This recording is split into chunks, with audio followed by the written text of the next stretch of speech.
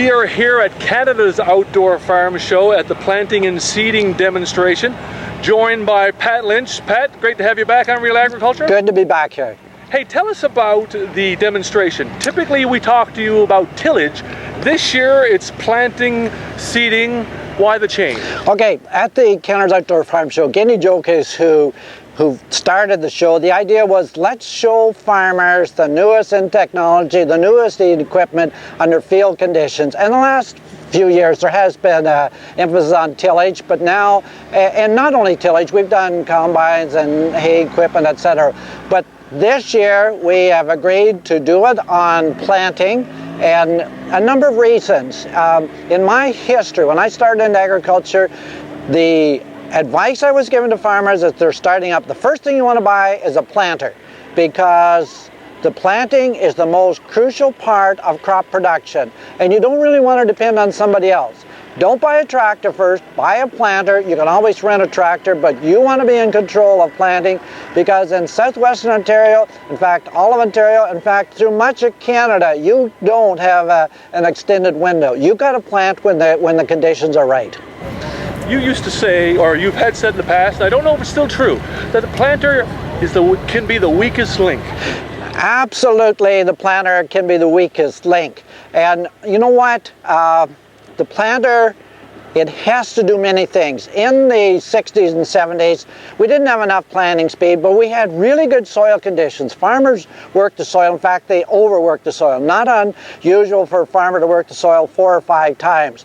And then they were planting later. So the stand came up pretty good. Now we're going to much less tillage. We've got a less fine seed bed, and we're planting a lot earlier. So the planting job must be done correctly, and when I say done correctly, we want even seed placement, we want an even stand, we want even emergence. Ideally, we want, in a corn crop, we want all that corn up in 8 to 12 hours. Now we will settle for it coming up in 2 days. Too often the corn is coming up over a week or longer, and when that happens, you lose yield. Right. Now you've got about 10 machines here on display, a little bit of everything.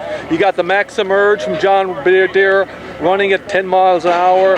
You've got twin row corn soybean units. You've got air seeders, combo units. A little bit for everybody these days. That's right. The John Deere unit, the exact plant, it's a different version of their planter systems that emphasizes a lot of different things. One is just that belt that drops down. They claim they have the shortest distance between when the planter hits or leaves the seeder till it hits the soil. But each one of these planters are designed with different engineering principles, and the game plan is to place the seed in the ground to get it out evenly. Now, as we go further into it, then some of these units are set up to plant multiple crops, so that by changing plates that you can easily change from planting something as small as an alfalfa seed to something as big as a sunflower seed. So the planters that we have today are recognizing that the farmers do not want to have two pieces of equipment to plant 2 different crops. They want to have one piece of equipment that's going to plant as many crops as possible. And the units that are displayed here today have got that capability of planting more than just one crop. The final question for you. Do better planters, bigger planters mean better stands? Okay, that is absolutely a great question. And one of the demonstrations here today, the companies were given the opportunity of coming a month ago, planting the crop, and then demonstrating it today. In one of the cases, there is about $500,000 worth of equipment.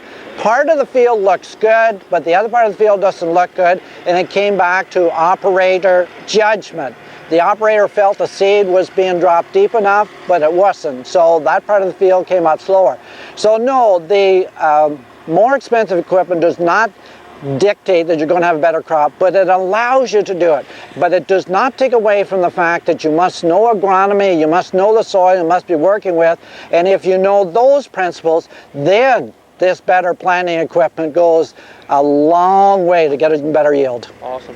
Hey, Pat, thanks for your time. I'm glad to be here. We'll see you next year. See you next year.